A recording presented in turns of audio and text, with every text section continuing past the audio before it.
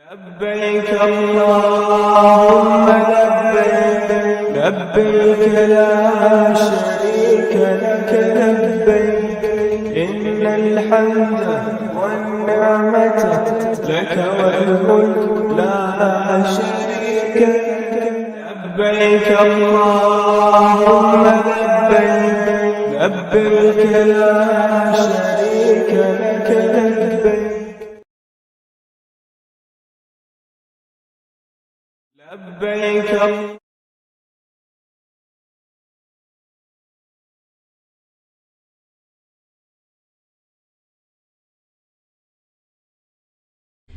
اعوذ باللہ من الشیطان الرجیم بسم اللہ الرحمن جی آپ ابھی کر دیجیے۔ السلام علیکم ورحمۃ اللہ وبرکاتہ۔ وعلیکم السلام ورحمۃ اللہ وبرکاتہ۔ الحمد للہ بنعمتہ تتم الصالحات، لا حول ولا قوۃ الا باللہ۔ شروع کرتے ہیں۔ نحمدہ ونصلی علی رسولہ الکریم، اما بعد فاعوذ باللہ من الشیطان الرجیم۔ رب اشرح لی صدری ویسر لی امری واحلل عقدۃ من لسانی یفقہوا قولی، رب یسر ولا تعسر وتمم بالخیر۔ روح القرآن پارہ نمبر 1 کنٹینیو کریں گے۔ ابھی تک جو کچھ ہم کر چکے اس کا تھوڑا سا خلاصہ۔ سورۃ الفاتحہ میں ہم نے ایک دعا مانگی تھی، اہدنا الصراط المستقیم، اے اللہ ہمیں سیدھا راستہ دکھا۔ اس کے جواب میں سورۃ البقرہ کھل گئی۔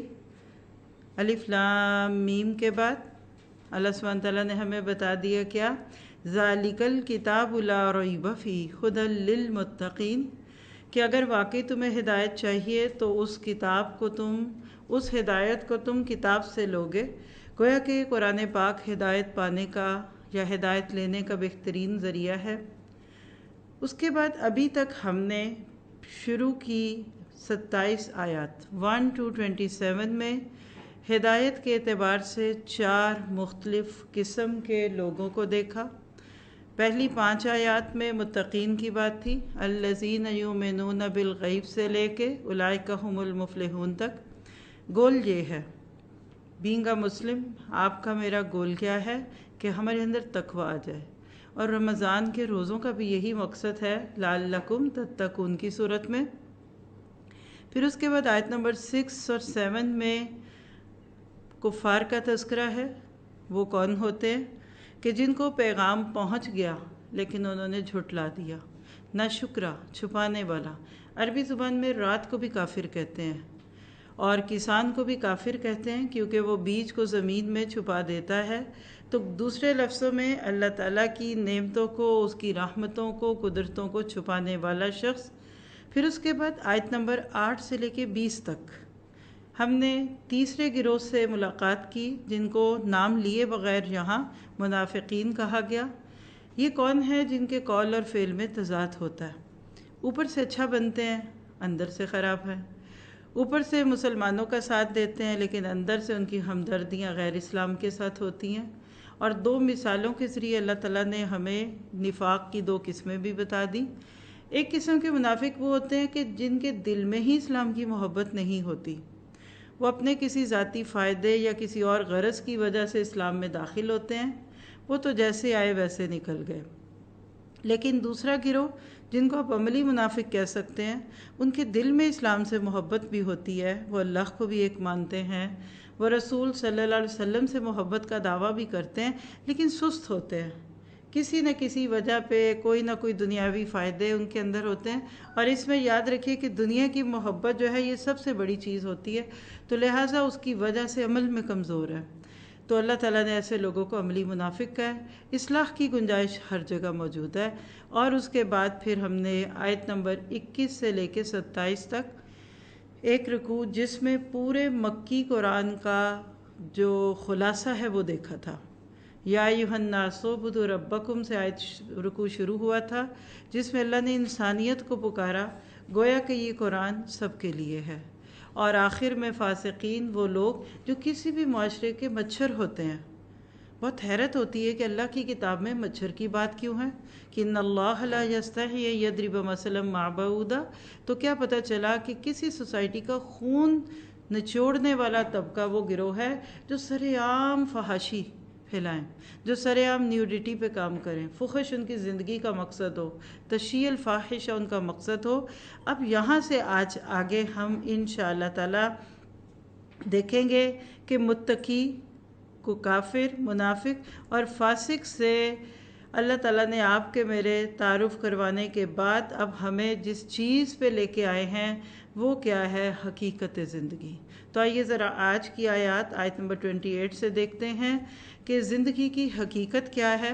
اللہ تعالیٰ نے ایک بہت ہی خوبصورت انداز اختیار کیا. کیف تکفرون باللہ وکنتم امواتا فاحیاکم ثم یمیتکم ثم یحییکم ثم الیہ ترجعون. پھر آخر تم اس کا انکار کیسے کر سکتے ہو؟ تم کبھی سوچو تو صحیح. دیکھیں تھاٹ پرووکنگ سٹائل ہے، سوچ ابھارنے والا انداز ہے. اللہ سبحانہ تعالیٰ انسان کو بتاتے ہیں کہ تم اللہ کا کفر کر کیسے سکتے ہو؟ وہ عدم سے تم کو وجود میں لانے والا ہے، تم تو مردہ تھے. پھر فاحیاکم، پھر اس نے تم کو زندہ کیا. ثم یمیتکم، پھر وہ تم کو مارے گا. اور ثم الیہ ترجعون، پھر تم اسی کی طرف لوٹائے جاؤ گے. اگر آپ دیکھیں تو اس میں انسان کی زندگی میں مختلف حالات میں جو مختلف چیزیں پیش آئیں اس کا تذکرہ ہے. ہم سب جانتے ہیں کہ اس دنیا میں آنے سے پہلے ہم سب مردہ تھے، ہم روحوں کی شکل میں تھے. اللہ تعالیٰ نے آدم علیہ السلام کا پتلا مٹی سے بنا کر اس کے اندر روح جو پھونکی تھی، تو آج انسان اسی نسل سے آگے چلتے آ رہے ہیں. اور اس میں کیا پتہ چلتا ہے کہ جب ایک انسان اس دنیا میں آتا ہے، آپ اور میں اس وقت سیکنڈ فیز آف لائف ہے. پہلا عالم ارواح تھا، ہم صرف روحیں تھے. آج ہم جسم اور روح کا مجموعہ ہیں. پھر ہماری موت آئے گی، اللہ تعالیٰ ہمیں اپنے حکم سے جب چاہے گا لے جائے گا. پھر قبر کی زندگی اور اس کے بعد پھر ابدی زندگی. ثم الیہ ترجعون. کبھی حقیقت کے اوپر انسان غور کرے تو آپ کا میرا اس دنیا کا سفر کتنا کو ہے. 60-70 سال ایک ایوریج ایج ہے امت مسلمہ کی. آج انسانوں نے اپنی زندگی کو بڑھانے کی کوشش بھی کر لی، لیکن آپ دیکھیے کہ بالآخر موت ہے. ہم عالم ارواح میں ایک طویل عرصہ رہے، اور اس کے بعد آپ دیکھیے کہ اس دنیا میں 60-70 سال، اور اس کے بعد قبروں میں نہ جانے کب تک رہیں گے. آج بھی آدم علیہ السلام سے لے کے جو لوگ دنیا سے گئے وہ قبر میں ہیں، عالم برزخ چل رہا ہے. اس کا اس دنیا کے 60-70 سال سے تو کوئی ربط ہی نہیں بنتا. اور آخرت ہمیشگی کی ہے. تو کتنی نہ سمجھی ہوگی کہ یہاں چند سالوں کے فائدے پانے کی خاطر ہم اپنا انجام خراب کریں. تو اللہ تعالیٰ آپ کو مجھے زندگی کی یہ حقیقت بتا کر کیا کہتے ہیں کہ کبھی غور تو کرو. کچھ مزید احسانات اللہ تعالیٰ کے. هو الذی خلق لکم ما فی الارض جمیعا. وہی تو ہے جس نے تمہارے لیے پیدا کیا جو کچھ زمین میں ہے. ثم استوی الی السماء، پھر خود آسمان کی طرف قرار پکڑا. فسواہن سبع سماوات، پھر اس کو 7 آسمانوں میں ڈھال دیا. یعنی سارا جہاں تیرے لیے اور تو میرے لیے. حقیقت یہ کہ اس کائنات کی ہر چیز انسان کے لیے. آپ کسی کنگ کا کیا تصور کرتے ہیں؟ کسی صدر، وزیر، مشیر، پریزیڈنٹ، پرائم منسٹر کی کیا آپ کی نظر میں حیثیت ہے؟ آپ تو اس دنیا کے منسٹر ہیں. آپ کو اللہ تعالیٰ نے اس دنیا میں سب کچھ دیا. زمین کی ہر چیز اللہ تعالیٰ نے انسان کے لیے مسخر کی. ہر روز صبح ہوتی ہے، سورج نکلتا. یہ آج کا سورج کس کے لیے نکلا؟ بارش صبح کس کے لیے ہوئی؟ یہ چاند کا نکلنا، گھٹنا بڑھنا کس کے لیے ہے؟ یہ سمندر کے جوار بھاٹے کس کے لیے ہیں؟ یہ رنگ برنگ کے پھل اور سبزیاں اور اناج اور غلے کس کے لیے ہیں؟ خلق لکم ما فی الارض جمیعا. کیا آپ کو اپنی حیثیت کا احساس ہو رہا؟ کیا دل میں تشکر کے جذبات ابھرے؟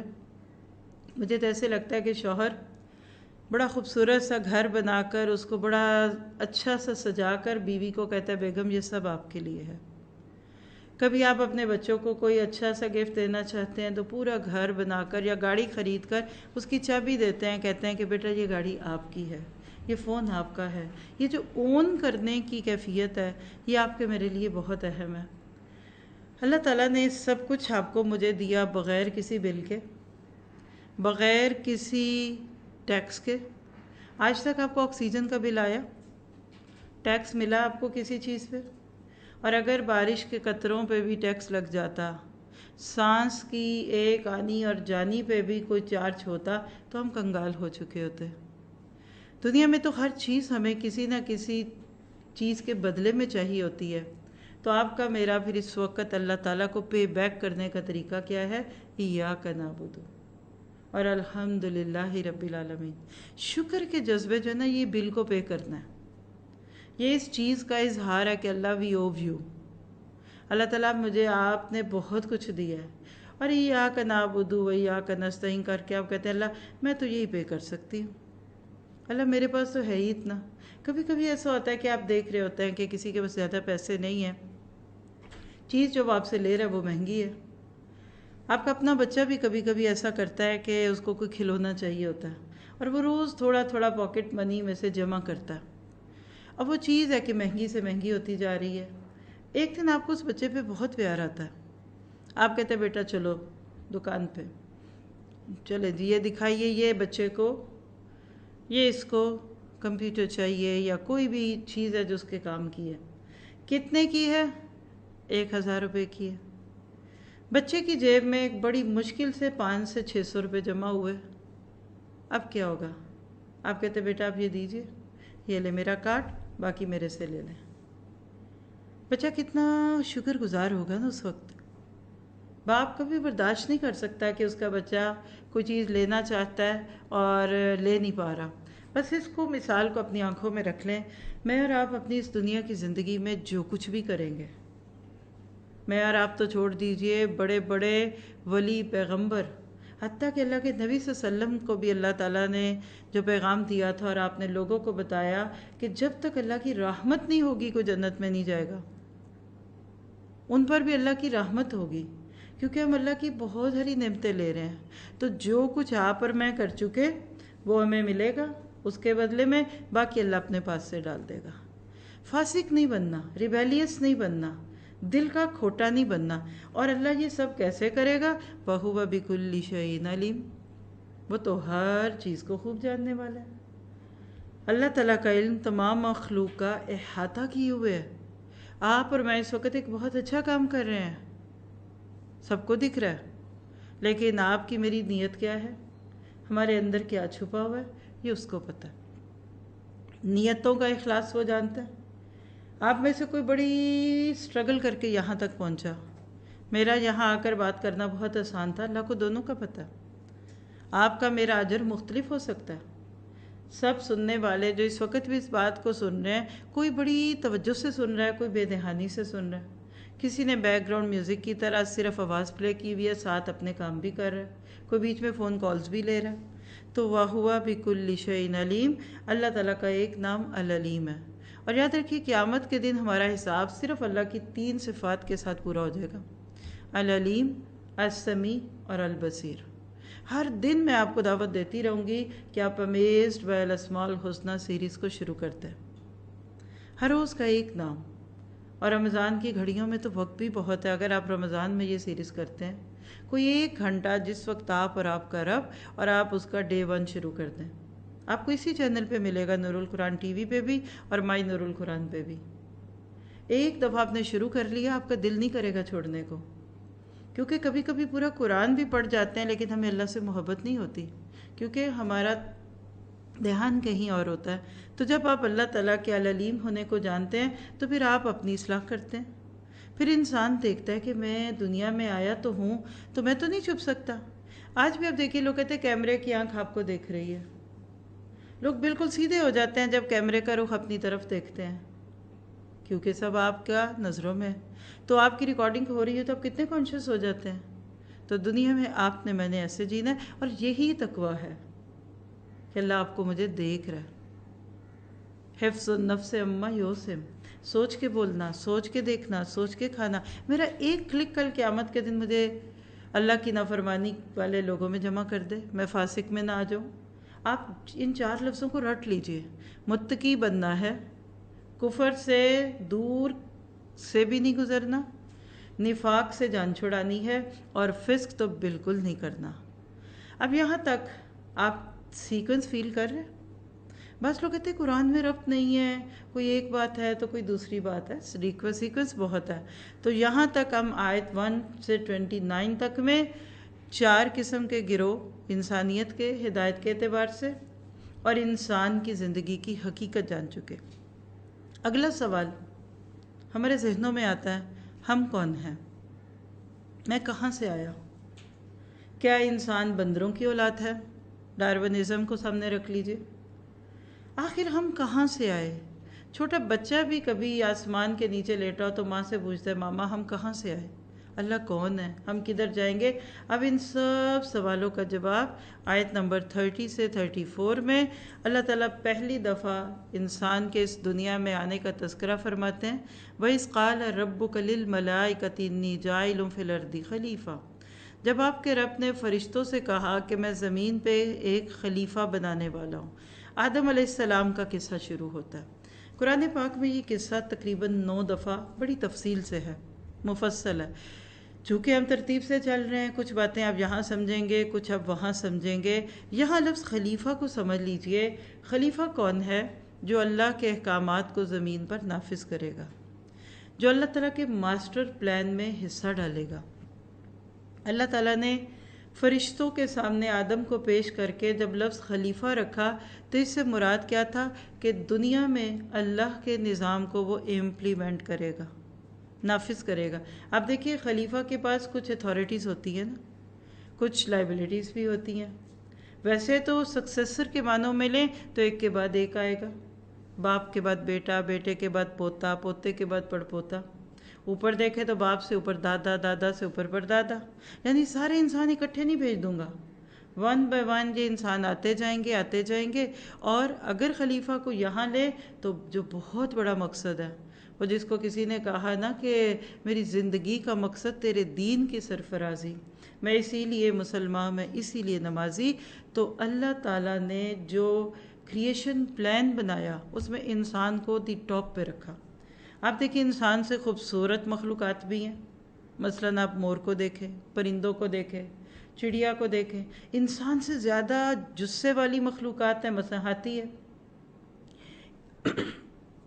انسان سے زیادہ طاقتور جانور موجود ہیں، شیر کو دیکھیے، چیتے کو دیکھیے، چیتا کتنا تیز بھاگ سکتا ہے۔ لیکن وَلَقَدْ كَرَّمْنَا بَنِي آدم، سورہ بنی اسرائیل میں ہم پڑھیں گے، ہم نے بنی آدم کو عزت دی۔ تو عزت کیا تھی؟ عقل دی، شعور دیا، فہم دیا۔ ابھی اگر اس لفظ خلیفہ پہ آپ کی توجہ رہی نا تو آگے جا کر ابھی تھوڑی دیر میں ہم لفظ امام کو بھی دیکھیں گے، لیکن یہاں میں پیغام دوں گی اپنی یوتھ کو۔ اللہ سبحانہ تعالیٰ نے آدم اور ابلیس کے اس قصے میں ہمیں جو بات بتائی وہ کیا ہے؟ وَعَلَّمَ آدَمَ الْأَسْمَاءَ كُلَّهَا، اور اللہ تعالیٰ نے آدم علیہ السلام کو ہر چیز کے نام بتا دیے۔ اور وہ کون سے نام تھے، وہ کیسے تھے، ابھی اس پہ اگر ہم بات کریں گے۔ قَالُوا سُبْحَانَكَ لَا عِلْمَ لَنَا إِلَّا مَا عَلَّمْتَنَا، فرشتوں نے عاجزی سے کہہ دیا کہ اللہ تو ہی پاک ہے، ہمیں تو بس اتنا علم ہے جتنا آپ نے ہمیں دیا۔ کیا پتہ چلا کہ فرشتوں کی صفات کیا ہیں؟ اطاعت اور عاجزی۔ انہوں نے زیادہ بحث نہیں کی۔ اللہ تعالیٰ نے فرشتوں کو کیا کہا؟ وَإِذْ قُلْنَا لِلْمَلَائِكَةِ اسْجُدُوا لِآدَمَ فَسَجَدُوا إِلَّا إِبْلِيسَ أَبَىٰ وَاسْتَكْبَرَ وَكَانَ مِنَ الْكَافِرِينَ، اور جب ہم نے فرشتوں سے کہا کہ آدم کو سجدہ کرو، بس انہوں نے سجدہ کر لیا۔ No resentment, no ifs and buts، no QA answer session, کیوں کروں، کیا ہوگا، فرض ہے، سنت ہے، حلال ہے، حرام ہے، نہ کیا تو کتنا گناہ ہو گیا۔ یہ ہے فرشتوں کی عاجزی۔ اللہ سبحانہ تعالیٰ نے فرشتوں کی اصل بیان کر کے ساتھ ہی کہا الا ابلیس۔ ابلیس کون تھا؟ فرشتوں میں آ کر بیٹھا ہوا ایک شخص۔ وہ کون تھا؟ اسے مجھے آپ کو کیا لگے، بس ہمیں اتنا پتا ہے کہ صرف عبادت کر کے بھی سب لوگ جنت میں نہیں جائیں گے جب تک دل صاف نہ ہو۔ ابلیس ایک کردار سمجھ لیجئے اپنے سمجھنے کے لیے کہ جو اللہ کے آگے بہت جھکتا تھا۔ شاید زمین کے ٹکڑوں پہ اس نے ہر جگہ سجدے بھی کیے ہوں، لیکن جو ہی اس کے سامنے ایک آدم آ گیا اس نے انکار کر دیا۔ بہت سارے لوگ آج عبادت کے زوم میں بہت نیک ہیں، گھٹے بھی پڑ جاتے ہیں، محراب بھی ہے، لیکن انسانوں سے تعلقات میں بگڑتے ہیں۔ اللہ تعالیٰ نے فرشتوں کو علم کی بنا پر آدم کو سجدہ کرنے کا حکم دیا۔ ابلیس نے سجدے سے انکار کر دیا۔ وجہ کیا تھی؟ حسد اور تکبر۔ دل میں آدم کے لیے گرج تھا۔ یہ ایک راہ جاتا گرج لوگوں میں شیطان آج بھی ڈالتا ہے۔ جو لوگ ایک جیسا کام کر رہے ہوتے ہیں، جیسے کہتے ہیں نا کہ ہم پیشہ دشمن ہمیشہ، تو ابلیس کا یہ سارا معاملہ آپ کو مجھے یہاں کیا بتاتا ہے کہ اللہ نے اس دنیا میں آدم علیہ السلام کو جب بھیجا تو اس کے ساتھ ہی ایک دشمن بھی بھیج دیا۔ اگر ہم صرف اتنی بات کر کے دیکھ لیں تو ذرا سا توجہ دیجیے۔ ابلیس آدم علیہ السلام کو اگر سجدہ کرتا تو یہ کس کو سجدہ تھا؟ یہ اللہ کے حکم کو سجدہ تھا۔ اللہ تعالیٰ نے آدم اور ابلیس کے اس قصے میں جو بات آپ کو مجھے دی ہے وہ کیا ہے؟ دنیا کا علم آدم کے پاس تھا۔ اللہ نے دنیا میں موجود چیزیں اور جو اللہ تعالیٰ نے انسان کے لیے پیدا کی تھی وہ آدم کو بتا دی۔ فرشتوں کو ان چیزوں سے کچھ لینا نہ دینا۔ نتیجہ کیا نکلا کہ وہ ان چیزوں کو نہیں جانتے تھے۔ آج اس دنیا میں وہی لوگ کامیاب ہوں گے جو دنیا کا علم بھی لیں گے اور دین کا علم بھی لیں گے۔ اب جب نعمت ملتی ہے نا تو آزمائش بھی ہے۔ اللہ نے جنت دے دی اور ساتھ ہی ایک پابندی لگا دی، وَلَا تَقْرَبَا هَٰذِهِ الشَّجَرَةَ۔ آدم اور حوا تثنیہ کے صیغے ہیں، ڈیول ہے کہ آپ دونوں اس درخت کے قریب مت جائیے گا ورنہ کیا ہوگا؟ فَتَكُونَا مِنَ الظَّالِمِينَ، آپ ظالموں میں سے ہو جائیں گے۔ یعنی جنت میں تمام نعمتوں کے ساتھ ساتھ کچھ پابندیاں لگ گئی۔ اس کو شجر ممنوعہ کہہ لیجئے، پروہیبیٹڈ ٹری کہہ لیجئے، لیکن یہ یاد رکھیے کہ آج ایسا نہیں ہوگا۔ ہم اب جس جنت میں جائیں گے اس میں کوئی شجر ممنوعہ نہیں۔ اللہ نے اس دنیا میں چند چیزوں کو حرام قرار دیا، آگے آ رہی ہیں انشاءاللہ آپ کو بتاؤں گی۔ پوری شریعت میں صرف 4 چیزیں حرام ہیں، سب کچھ حلال ہے۔ اصل الاشیاء اباحۃ، چیزیں اپنی اصل کے اعتبار سے حلال ہیں، الا یہ کہ قرآن سنت کی کوئی نص اس پہ مل جائے۔ تو اللہ تعالیٰ نے آدم اور حوا کو اس جنت میں ڈال دیا اور کہہ دیا کہ اس کے قریب نہ جانا ورنہ فتکونا من الظالمین، تم ظالم ہو جاؤ گے۔ اس سے پتہ چلا کہ اللہ کی نافرمانی اپنے ہی نفس پہ ظلم ہے، اور اصل میں زمین پر ہونے والے امتحان کا ایک تجربہ تھا یہ کہ جنت میں اتنا کچھ اللہ نے دلوا دیا تو اس کی موجودگی میں سے ایک درخت کی کیا حیثیت ہے؟ اچھا اگر ادھر میں یہ بات کروں وہ درخت کون سا تھا تو آپ میں سے بہت سارے لوگ اپنے پچھلے علم کی بنیاد پہ کہیں گے وہ گندم کا درخت تھا۔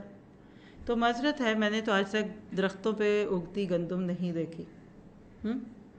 وہ کچھ بھی تھا، آپ کو مجھے اس سے کیا لینا؟ اپنا ذہن بنائیے عمل والا، یہ سائٹ کی باتوں کو چھوڑ دیجئے۔ ان بحثوں میں پڑھ کر ہم اپنا وقت کیوں لگائے؟ بس ایک سمبولیکلی اللہ نے کسی چیز سے روک دیا۔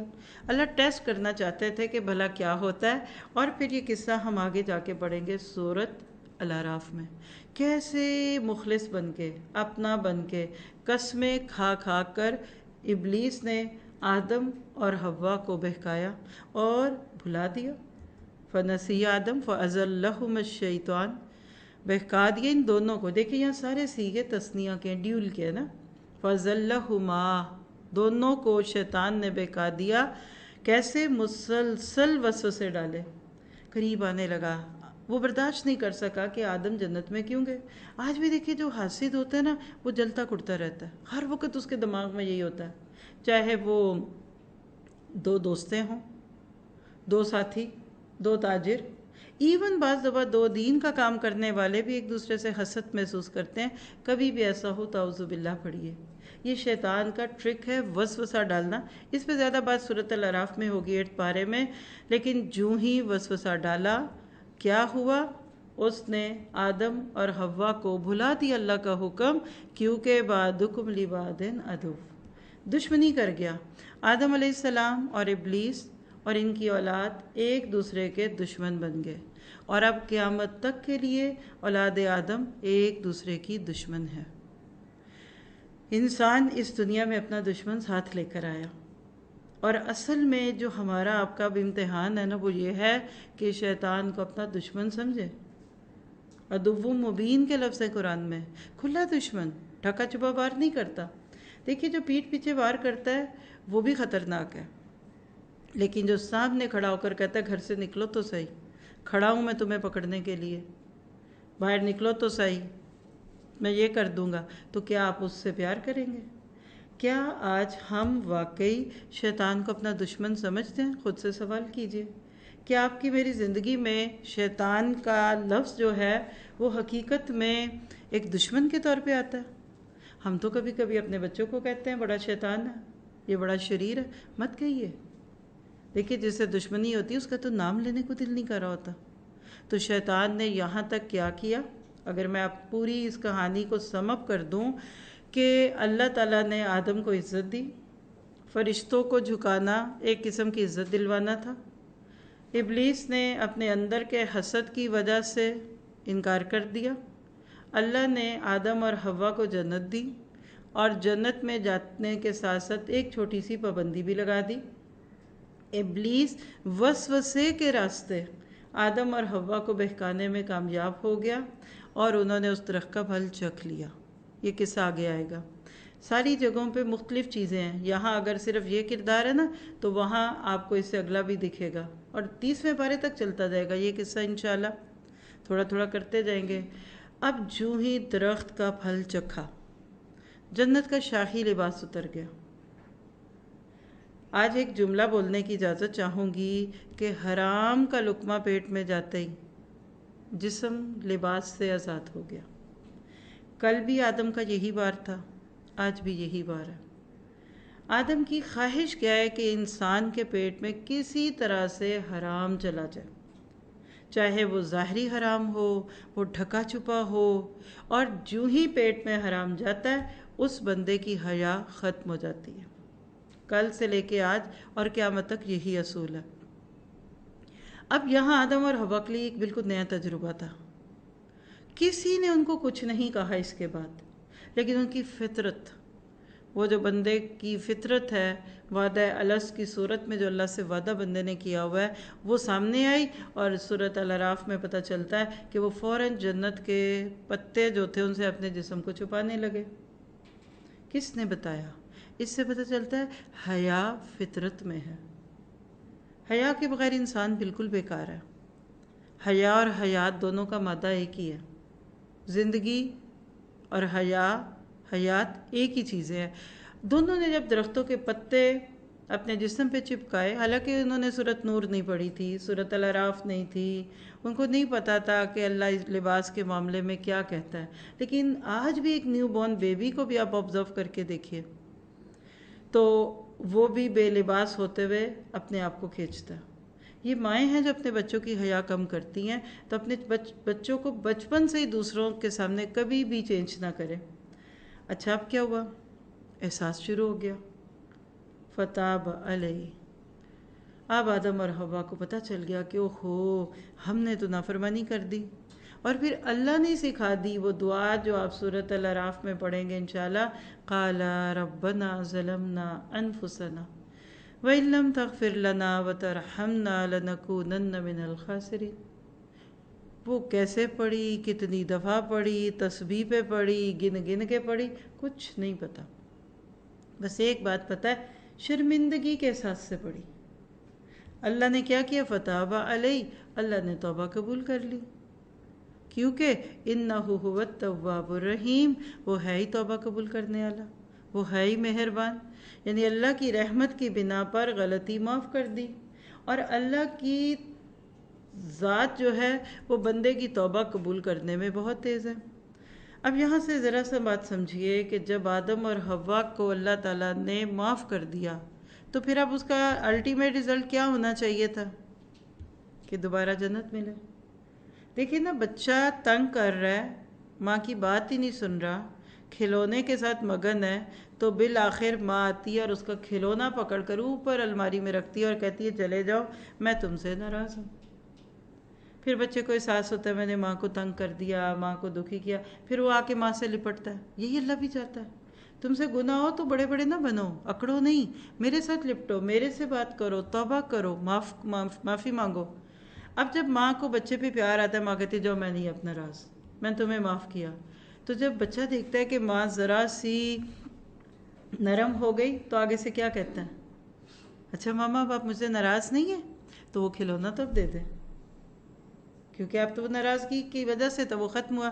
کچھ ایسا ہی انداز ہے کہ اللہ تعالیٰ سے آدم نے بھی کہا ہوگا کہ اللہ تعالیٰ جب آپ ناراض نہیں ہیں تو پھر آپ ہمیں یہ جنت دے دیجئے. تو فرمایا اب نکل نہبط منہا جمیعا فَإِمَّا يَأْتِيَنَّكُم مِّنِّي هُدًى فَمَن تَبِعَ هُدَايَ فَلَا خَوْفٌ عَلَيْهِمْ وَلَا هُمْ يَحْزَنُونَ. اب تو خیر تم جاؤ، فَإِمَّا يَأْتِيَنَّكُم مِّنِّي، یہ ہے اصل میں وہ چیز. آپ دیکھ رہے ہیں کہ ابھی تک ہم لفظ ہدایت کے ارد گرد گھوم رہے ہیں. اہدنا الصراط المستقیم سے لے کر آپ کو سورۃ ناس تک پورے قرآن کا ایک موضوع دیکھے گا، ہدایت کی طلب. اللہ تعالیٰ چاہتے ہیں کہ انسان دنیا میں ہدایت پائے. اللہ تعالیٰ نے فرما دیا کہ اب نہیں، اب ٹریک چینج ہو گیا. پہلی دفعہ کی جنت جو تھی نا وہ ٹرائل پہ تھی. وہ ایک کہہ لیجئے کہ جیسے آپ کوئی گھر بک کرواتے ہیں، کسی جگہ کوئی بلڈر ہے وہ آپ کو ایک نقشہ دکھاتا ہے، یہاں گھر ہوگا، یہاں یہ ہوگا وہ ہوگا، وہ پورا ایک ماڈل دکھا دیتے ہیں آپ کو. لیکن جب آپ اوکے کرتے ہیں پھر آپ کو انتظار کرنا پڑتا ہے، انسٹالمنٹس دیں گے، پیسے دیں گے، اور 2-3 سال کے بعد آپ کو وہ گھر ملے گا. اب جنت میں جانے کے لیے شرط کیا ہو گیا؟ تبیہ ہدایا فلا خوف علیہم ولا ہم یحزنون. پھر نہ خوف ہوگا نہ غم ہوگا. لکھیے ٹینشن فری زندگی. ایمان لانے پر کوئی غم اور خوف نہیں رہے گا. یعنی اب جو جنت ملنے والی ہے اس میں کوئی خوف نہیں ہوگا. یعنی آدم کا اب دنیا کا زمینی سفر طے ہو گیا، شروع ہو گیا. اللہ نے آدم اور حوا کو دنیا میں بھیج دیا. اب وہ کہاں بھیجا، وہ کہاں ملے، وہ کتنے سال روتے رہے، یہ لوک داستان تھوڑی ہے. بس اللہ نے توبہ قبول کر کے دنیا میں بھیجا. کچھ لوگ کہتے ہیں نہ کھاتے درخت کا پھل، نہ چکھتے، مزے سے ہم بھی جنت میں رہتے. سوال آتا ہے نا دلوں میں. تو وہ پہلا جملہ یاد کر لیجئے، وَإِذْ قَالَ رَبُّكَ لِلْمَلَائِكَةِ إِنِّي جَاعِلٌ فِي الْأَرْضِ خلیفہ. آدم تو فی الارض بنائی زمین کے لیے گئے تھے، یہ اللہ سبحانہ تعالیٰ کا کریشن پلان تھا. تو اس کا نتیجہ کیا نکلا کہ آدم علیہ السلام دنیا میں بھیج دیے. تو یہاں پہ کیا پتہ چلا کہ آدم کو پیدا تو جنت کے قریب کیا گیا، یا جب پیدا کیا گیا تو جنت دی گئی، لیکن وہ ٹرائل تھا، وہ ایک قسم کی اس جنت کی طلب تھی. اگر اتنے قصے پہ بات کریں نا تو آدم علیہ السلام سے جو ورثے میں ہمیں چیزیں ملی ہیں نا، بینگ اے چائلڈ، آدم کے بچے ہونے کے ناطے، گناہ پہ شرمندگی، توبہ کرنا، حیا، علم حاصل کرنا. اللہ تعالیٰ نے آدم علیہ السلام کے اندر وہ سارا کچھ ڈال دیا جس کو آج کی زبان میں آپ کہتے ہیں کہ کمپیوٹر میں ان کے ڈیٹا میں فیڈ ان کر دیا، جب وقت کے ساتھ ساتھ باہر نکل رہا. آج جتنے بھی علوم ہیں، ایون آپ دیکھیے کہ آج لیٹسٹ جو علم ہیں وہ سارے آپ دیکھ ہی رہے ہیں کمپیوٹر کی زبان میں، اور کتنی الیکٹرانکس آ گئیں اور انجینئرنگ کی کتنی قسمیں ہوئیں. یہ ایسی جیسے کلی وقت کے ساتھ کھل رہی ہے. قیامت تک انسان مختلف قسم کے علوم حاصل کرتے رہیں گے.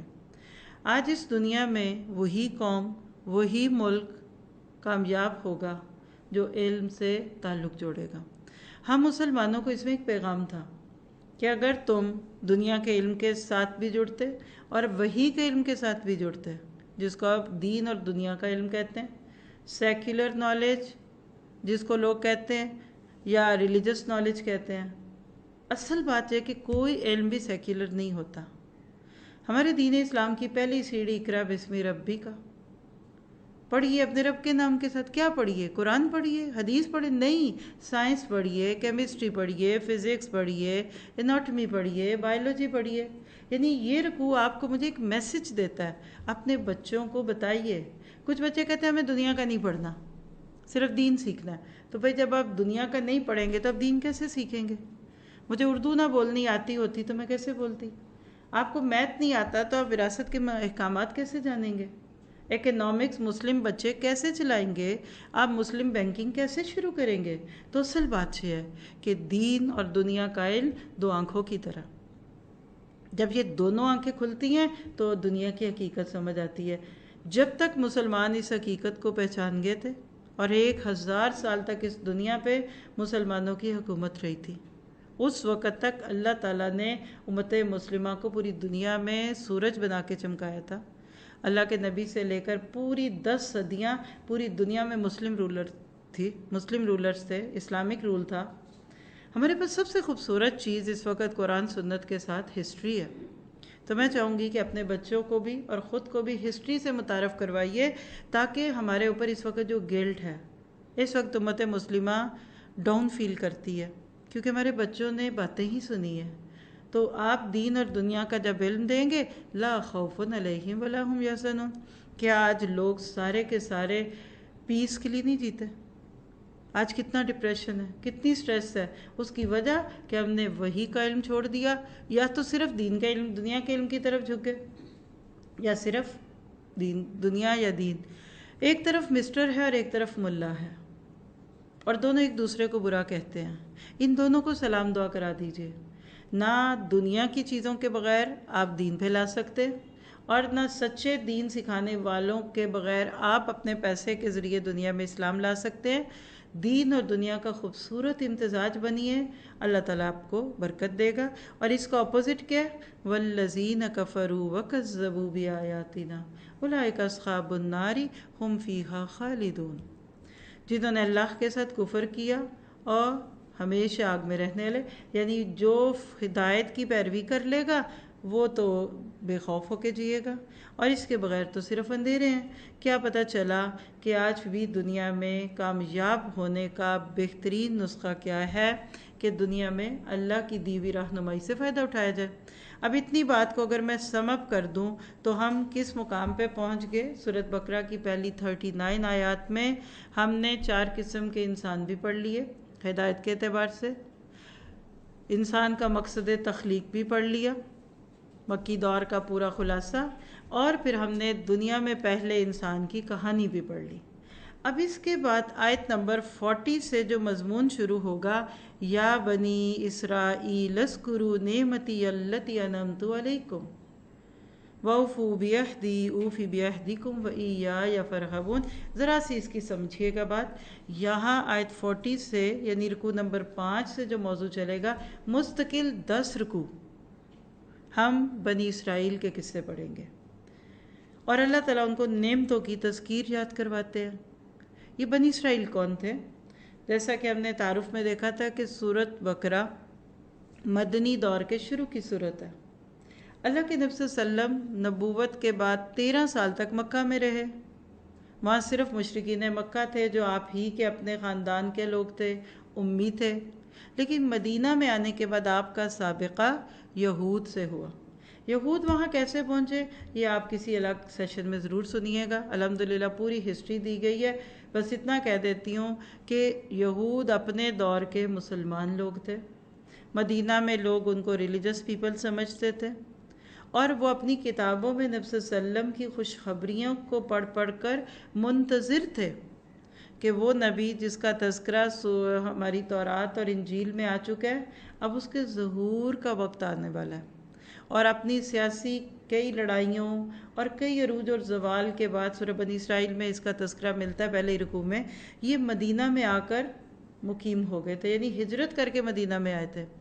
اس دن سے یہ انتظار کر رہے تھے کہ وہ آخری نبی آئے جس کا ذکر ہماری کتابوں میں ہے، اور ہم اس کے ساتھ مل کر اللہ کا کام کریں. ایک چیز جس کو وہ ایکسپیکٹ نہیں کر رہے تھے وہ کیا تھی؟ کہ وہ آخری نبی بنی اسرائیل سے نہیں، بنی اسماعیل سے آئے گا. تو بنی اسرائیل کون تھے؟ حضرت یعقوب کے بچے. بنی اسماعیل کون تھے؟ حضرت ابراہیم کے 2 بیٹے، حضرت اسحاق اور حضرت اسماعیل علیہ السلام. یعنی آپ کی میری سمجھ کے لیے بس اتنی بات کافی ہے کہ وہاں سگے سوتیلے کا فرق تھا. وہ یہ ایکسپیکٹ نہیں کر رہے تھے کہ یہ کسی اور گروہ سے آ سکتے ہیں، کسی اور قبیلے سے آ سکتے ہیں. اور یہ جو لفظ ہے نا، وَأَوْفُوا بِعَہْدِی أُوفِ بِعَہْدِکُمْ وَإِیَّایَ فَارْہَبُونَ، اصل میں یہ وہ وعدہ تھا جو ان سے ان کے نبیوں کے ذریعے بھی لیا گیا اور ان کی کتابوں میں بھی لیا گیا تھا. اور وہ وعدہ کیا تھا کہ اللہ کو ایک مانو گے، اور آخری نبی جب بھی آئے گا تو تم نے اس کو مان لینا ہے. یعنی ان کی اپنی کتابوں کی روشنی میں ان کو نبی صلی اللہ علیہ وسلم پر ایمان لانا لازم تھا.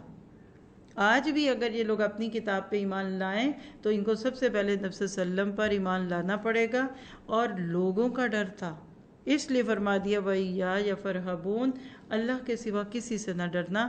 تو اب یہاں مدینہ کے ان یہود کے ناطے قیامت تک کے لیے اللہ تعالیٰ نے ایک پیغام دے دیا ان آیات میں ہم مسلمانوں کو۔ اب دیکھیے اس وقت تو قرآن ہم مسلمان پڑھ رہے ہیں نا، کہ اگر تم نے وہی کیا جو انہوں نے کیا تھا تو تمہارے ساتھ وہی ہوگا جو ان کے ساتھ ہوا۔ ابھی آپ جو رکوع پڑھیں گے نا، یہ پوری ان کی ہسٹری ہے۔ 40 سال وادی تیہ میں بھٹکے، فرعون کا دور گزرا، موسیٰ کی پیدائش ہوئی، حضرت یوسف کا دور، یہ ساری کہانیاں ہم پڑھتے ہیں۔ کیوں پڑھتے ہیں؟ کہ تم اپنے آپ پر غور کرو۔ تم نام تو اپنا مسلمانوں والا رکھتے ہو لیکن تم نہیں مانتے۔ اور ساتھ ہی ساتھ ان آیات میں آپ سوچیے نا کہ یہ مدینہ میں نازل ہو رہی تھی اور نبی صلی اللہ علیہ وسلم کے دل پہ اترتی تھی۔ جو آیت اترتی تھی وہ باہر پھیلتی ہوگی نا، جیسے اب آج کا یہ لیکچر آپ باہر جا کر جتنوں کو مرضی بتائیں، آپ جا کر یوٹیوب سے، فیس بک سے اس کو لے اور اس کے لنکس شیئر کریں، ممکن ہے نا؟ بالکل اسی طرح جب نبی صلی اللہ علیہ وسلم پہ آیتیں اترتی تھی تو یہود کے کانوں تک بھی گزرتی تھی، اور اللہ ان کو پیغام کیا دیتے ہیں؟ وَآمِنُوا بِمَا أَنزَلْتُ۔ اس جملے کو نوٹ کر لیجئے گا، قرآن پر ایمان لانے کا حکم ہے، نبی صلی اللہ علیہ وسلم کو نبی ماننے کا حکم ہے۔ کیا پتہ چلا اگر مدینہ کے وہ لوگ دل کے تعصب چھوڑ دیتے، حسد دل سے نکال دیتے اور اللہ کے نبی پر ایمان لے آتے، تو یقین کیجئے کہ آج دنیا کا نقشہ بالکل بدل جاتا، آج وہ دنیا بالکل مختلف ہوتی۔ لیکن انہوں نے کیا کیا؟ اپنے دنیاوی فائدوں کو لینے کے لیے نبی کو نہ مانا، اس لیے فرمایا وَلَا تَشْتَرُوا بِآيَاتِ ثَمَنًا قَلِيلًا، دنیا کے ادنا فوائد یا دین کا سودا کرنے والے نہ بنو۔ کیا تھا ان کا فائدہ؟ لیڈرشپ جاتی تھی، یہ اپنے آپ کو مذہب کے نام پر بہت اونچا دکھا چکے تھے، ان کو لگا کہ کل تک تو ہم لیڈرز تھے اور اب ہم فالوور بن جائیں، اور اس کے لیے انہوں نے کیا اپنی کتابوں میں جہاں جہاں اللہ کے نبی کے تذکرے تھے اس کو بدل دیا، خلط ملط کر دیا۔ یعنی قرآن جو تورات تھی ان کی، اس کو انہوں نے ایکسرسائز بک بنا دیا، جو چاہا لکھا، جو چاہا مٹا دیا۔ اس پہ اللہ تعالیٰ نے فرمایا وَلَا تَلْبِسُوا الْحَقَّ بِالْبَاطِلِ وَتَكْتُمُوا الْحَقَّ، یعنی حق اور باطل کو ملانے والے نہ بن جاؤ، یعنی شیطان کے پیروکار نہ بن جاؤ۔ حق کا کچھ حصہ ظاہر کرتے تھے، کچھ چھپا دیتے تھے، یعنی چینجز کرتے تھے۔ آپ دیکھیے کہ پچھلی کتابوں میں اور قرآن میں یہ بہت بڑا فرق ہے۔ قرآن کی حفاظت کا ذمہ اللہ تعالیٰ نے لیا ہے۔ آج بھی دیکھیے 1400 سال سے اوپر ہو گیا ٹائم، ایک زبر زیر نہیں بدلی اور قیامت تک نہیں بدلے گی جب تک اللہ چاہے گا۔ انہوں نے اپنی کتابوں کا پیغام بدل دیا اور نبی صلی اللہ علیہ وسلم کی آمد کی آیات بدل دی، اور کچھ اسی قسم کی باتیں تھیں۔ اللہ تعالیٰ نے ان کو آمنو کے ساتھ وَأَقِیمُوا الصَّلَاةَ وَآتُوا الزَّکَاةَ وَارْکَعُوا مَعَ الرَّاکِعِینَ کا حکم دیا کہ نمازیں قائم کرو، زکوٰۃ دو اور رکوع کرنے والوں کے ساتھ رکوع کرو، یعنی امت محمدیہ میں مل جاؤ۔ نماز کی ادائیگی، زکوٰۃ کی ادائیگی، با جماعت نماز کی ادائیگی کا حکم یہود کے تناظر میں کیوں آیا؟ کیونکہ ان کی کتابوں میں بھی یہ چیزیں تھیں، لیکن وقت کے ساتھ ساتھ ان کے علماء نے لوگوں کی سہولت کے نام پہ اپنے دین کو ڈائلیوٹ کر لیا۔ نہیں یہ کر لو، ہماری خدمت کر دو، ہمیں نذرانے دے دو، ہم تمہیں بخشوا لیں گے، اور آہستہ آہستہ خواہشوں میں پڑھ کر نماز بھی چھوڑ دی، زکوٰۃ بھی چھوڑ دی، اور اجتماعیت والی تو بات ہی نہ رہی۔ تو کیا پتہ چلا کہ جب مذہبی طبقے پر دنیا کی محبت طاری ہوتی ہے تو اس وقت وہ لوگوں کی آسانیوں کے لیے کچھ اضافے کر دیتے ہیں، کچھ چیزیں نکال دیتے ہیں۔ پھر ساتھ ہی اللہ تعالیٰ نے آپ دیکھیے کہ ان کی ایک اور عادت تھی، لوگوں کو اچھی باتوں کا حکم دیتے، خود بھول جاتے اپنی ذات کو۔ تو فرمایا تَأْمُرُونَ النَّاسَ بِالْبِرِّ وَتَنْسَوْنَ أَنفُسَكُمْ وَأَنْتُمْ تَتْلُونَ الْكِتَابَ أَفَلَا تَعْقِلُونَ، کیا تم لوگوں کو نیکی کا حکم دیتے ہو اور اپنی جانوں کو بھول جاتے ہو حالانکہ تم کتاب پڑھتے ہو؟ افلا تعقلون، کیا تمہیں عقل نہیں ہے؟ یعنی جب یہ دوسرے لوگوں کو نبی صلی اللہ علیہ وسلم کی محفلوں میں آتا جاتا دیکھتے تو کہتے بہت اچھا کام کر رہے ہو، کیونکہ ان کی دوستیاں تھیں مدینہ کے لوگوں سے، لیکن خود مسلمان نہیں ہوتے تھے۔ اور ان جنرل اس میں اشارہ ہے ہر اس شخص کے لیے جو علم کے باوجود عمل نہ کرے۔ آج انسان ہونے کے ناطے انسان اپنے آپ کو بچائے، پوری کوشش کرے، لیکن اگر میں آپ کو وہ بات کہوں اور وہی بات کہتی رہوں اور خود اس پہ عمل نہ کروں تو کیا مجھے اس کی فکر نہیں ہونی چاہیے؟ یاد رکھیے کہ جو بتا رہا ہوتا ہے نا اس کو عمل بھی کرنا ہوتا ہے۔ تو وہ لوگ جو دین کے ساتھ کسی تعلق سے بھی جڑے ہوتے ہیں ان کو خاص طور پر اپنے عمل کو بہت دیکھنا چاہیے۔ پھر اسی طرح دیکھیے سلسلہ کلام بڑھتا ہے، اللہ تعالیٰ آگے ان کو کہتے ہیں آیت نمبر 45 میں وَاسْتَعِینُوا بِالصَّبْرِ وَالصَّلَاةِ، صبر اور نماز کے ساتھ مدد لو۔ یعنی اس دین کے راستے میں جہاں بھی کوئی مشکل آ گئی، دنیا کے راستے میں جہاں بھی کوئی مشکل آ گئی، آپ کو صبر اور نماز ساتھ دکھے گا۔ کیسے؟ نماز کے دوران انسان کیا نہیں کر سکتا؟ آپ سو سکتے ہیں نماز کے دوران، بول سکتے ہیں، کھا سکتے ہیں، لین کر سکتے ہیں، نہیں کر سکتے، رائٹ؟ بالکل اسی طرح سے یاد رکھیے گا کہ نماز صبر سکھاتی ہے۔ اللہ تعالیٰ نے یہ جو دن میں 5 نمازیں آپ کے میرے لیے مختلف اوقات میں رکھی ہیں، یہ کوئی سزا نہیں ہے۔ آپ اپنے بچوں کو بھی یہ پوائنٹس دے سکتے ہیں کہ بیٹا نماز اس لیے ہم پڑھتے ہیں تاکہ ہمارے اندر سیلف کنٹرول آئے۔ مثلا ہم دیکھیے کہ فجر کی نماز نیند کو چھوڑیں گے تو پڑھیں گے نا۔ ظہر کی نماز میں انسان بہت مصروف ہوتا ہے، کہا نہیں پہلے نماز پڑھو۔ عصر کے وقت پہ انسان تھک جاتا ہے تھوڑا سا، کہا نہیں پہلے نماز پڑھو۔ مغرب کے وقت پہ ایسے لگ رہا ہوتا ہے کہ دن جا رہا ہے، ابھی بہت سارے کام کرنے تھے، یہ کرنا تھا، وہ کرنا تھا، اللہ کہتا ہے جو بھی ہو پہلے نماز پڑھو۔ اور عشاء تھکے ہارے ہیں سارے دن کے، ہمت نہیں، کچھ نہیں، اللہ کہتا ہے نماز پڑھ کے سو۔ تو کیا پتہ چلا؟ جو 5 نمازوں کے ساتھ اپنے وقت کو جمع کر لے گا نا، اس کو اللہ سبحانہ تعالیٰ سے ملاقات کے وقت سہولت ہوگی۔ جو ایک اور چیز ہمیں اس آیت میں دکھتی ہے وہ کیا ہے کہ جن کو اللہ تعالیٰ سے ملنا، اللہ تعالیٰ سے ملاقات یاد رہتی ہے، ان کو کوئی بھی کام مشکل نہیں لگتا۔ اسی لیے فرمایا الذین یظنون انہم ملاقو ربہم وانہم الیہ راجعون، بے شک وہ لوگ جن کو یقین ہے کہ وہ اپنے اللہ سے، اپنے رب سے ملاقات کریں گے اور وہ اسی کی طرف پلٹائے جائیں گے۔ گویا کہ اللہ تعالیٰ سے ملاقات کا یقین رکھنا، اس کا احساس، اللہ کا خوف، نگرانی کا احساس اور اللہ سے حیا رکھنے کا احساس، یہ بندے کو بہترین طریقے سے کس چیز پہ لے کے آتا ہے کہ میں اس دنیا میں کچھ کروں۔ یہاں اس حصے میں اللہ تعالیٰ ہمیں جو بات بتا رہے ہیں وہ کیا ہے کہ تم آخرت میں نجات پانا چاہتے ہو تو جھوٹے سہاروں کو چھوڑ دو۔ آپ دیکھیے کہ ہمارا دین بہت آسان ہے۔ جو قرآن اس وقت آپ کے اور میرے سامنے کھلا ہوا ہے، یہ آپ کو مجھے بہت آسانی کے ساتھ، سہولت کے ساتھ، اللہ کی مرضی کے ساتھ دنیا میں جینا سکھاتا ہے، اور اس کے بعد پھر اللہ تعالیٰ پہ نظریں رکھے۔ بنی اسرائیل ہوں یا آج کے مسلمان ہوں، یاد رکھیے آخرت میں نجات اگر آپ میں اپنے اعمال کی بنیاد پہ کرنے کا یقین رکھتے ہیں، ہم ہر لمحے اپنے عمل کو دیکھیں گے، سوچ کے بولیں گے، سوچ کے کھائیں گے، سوچ کے سنیں گے۔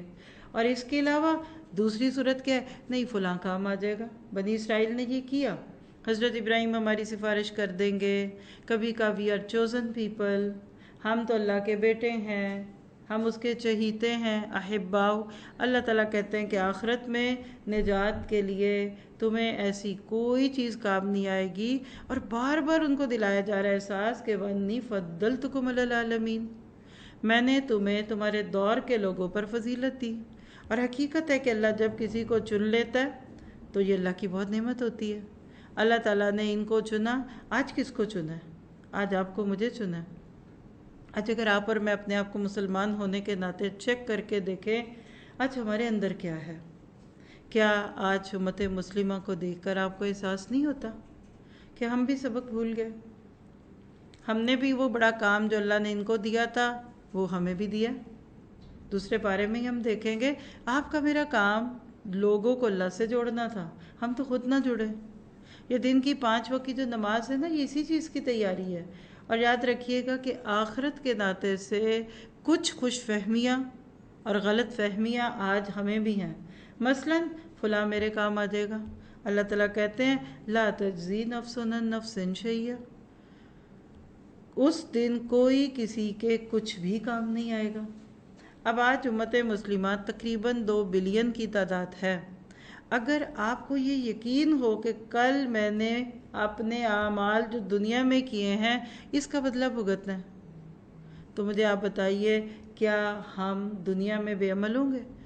عقیدہ آخرت سے متعلق خرابیوں کا تذکرہ ہے۔ لا تجزی نفس کے بعد ولا یقبل منہا شفاعۃ، اس کی کوئی سفارش قبول نہ کی جائے گی، ولا یؤخذ منہا عدل، نہ اس سے کوئی سفارش قبول کی جائے گی اور نہ اس کا کوئی عوض قبول کیا جائے گا۔ عام طور پہ آپ دیکھیے کہ آخرت سے متعلق یہی خوش فہمیاں ہوتی ہیں، مثلا فلاں میری مدد کرے گا، اللہ کہتے ہیں ولا ہم ینصرون، کوئی بھی اس دن ان کی مدد ہی نہیں کر سکے گا۔ تو کیا پتہ چلا کہ آیت 48 میں اللہ نے آج کے مسلمانوں کو بھی یہ بات بتا دی کہ عمل کرو گے تو بچو گے۔ آج بھی آپ نے لوگوں سے سنا ہوگا فلاں میری مدد کر دے گا۔ آپ اس کو ایک چھوٹی سی اگزامپل سے سمجھیے۔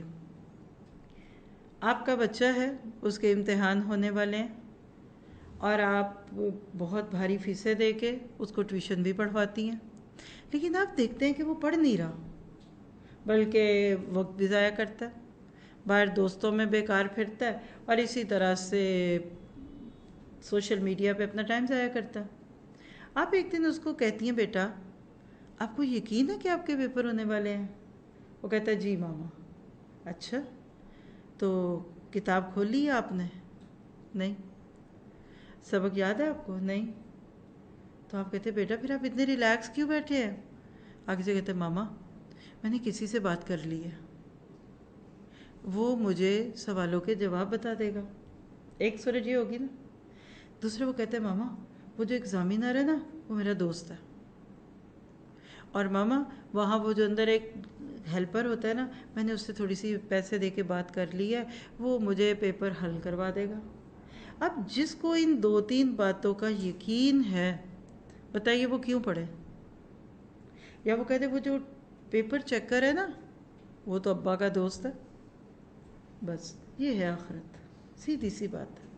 اگر مجھے اپنے پڑھے ہوئے پہ خود اپنا پیپر کرنے کا یقین ہوگا تو میں تو رات کو بھی جاگوں گی، کافی بھی پیوں گی، چائے بھی پیوں گی، میں کسی سے کہوں گی مجھے پڑھا دو، مجھے شادیوں میں نہیں جانا، مجھے اپنا وقت ضائع نہیں کرنا، میں بازار نہیں جاؤں گی کہ میرا پیپر ہے۔ بس اس کو سمجھیے، وہ لوگ جو اس دنیا کو ایک امتحان کا سمجھتے ہیں وہ تو کبھی اپنا وقت ضائع نہیں کریں گے، اور جو اس کے برعکس ہیں تو بے عملی کا شکار ہوں گے۔ اسی لیے پھر بنی اسرائیل کو اللہ تعالیٰ نے ملامت کی ہے۔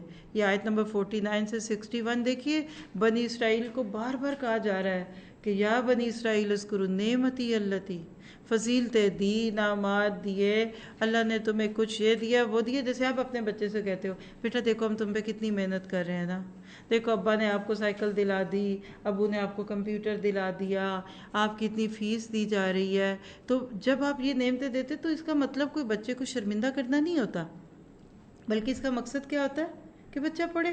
تو اللہ تعالیٰ بھی یہاں کہہ رہے ہیں کہ دیکھو تمہیں اتنی جو نعمتیں دی ہیں، تمہیں دشمن سے نجات دی۔ اسی کے دوران میں وہ قصہ گزرتا ہے جو فرعون جیسا ایک دشمن ان کے سر پہ تھا، لیکن اللہ نے اس کو پانی میں ڈبو دیا۔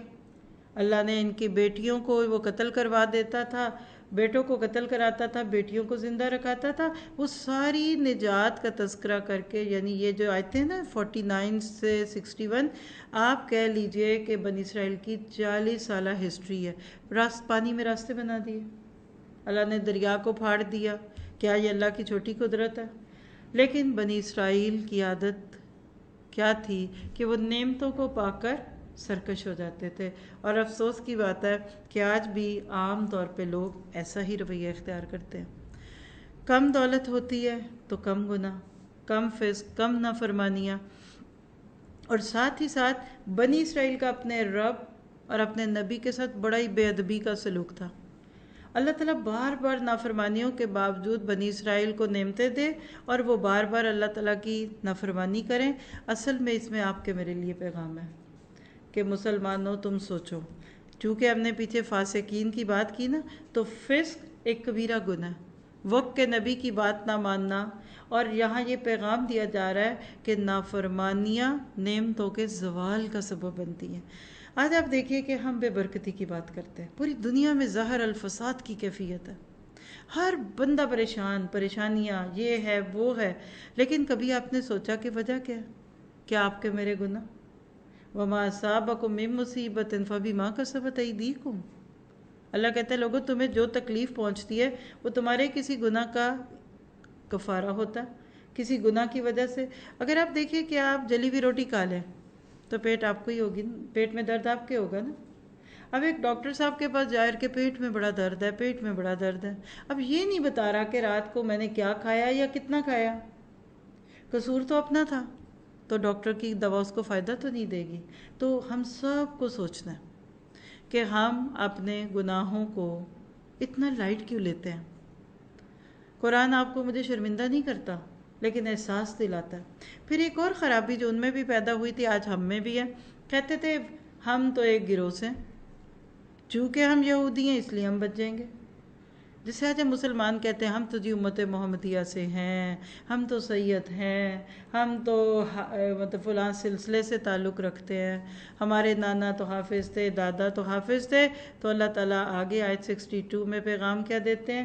کسی گروہ سے نسبت آخرت میں نجات کے لیے کافی نہیں ہے، بلکہ من آمن باللہ والیوم الآخر وعمل صالحا، چاہے وہ مسلمان ہو، صابی ہو، یہودی ہو، نصرانی ہو، 4 بڑے گروہوں کا نام لے کے اللہ نے جنت میں داخلے کی بات کیا کر دی کہ اللہ اور یوم آخرت پر ایمان لانے کے بعد عمل صالح کرنے والے کے ساتھ بہتر اجر کا وعدہ ہے۔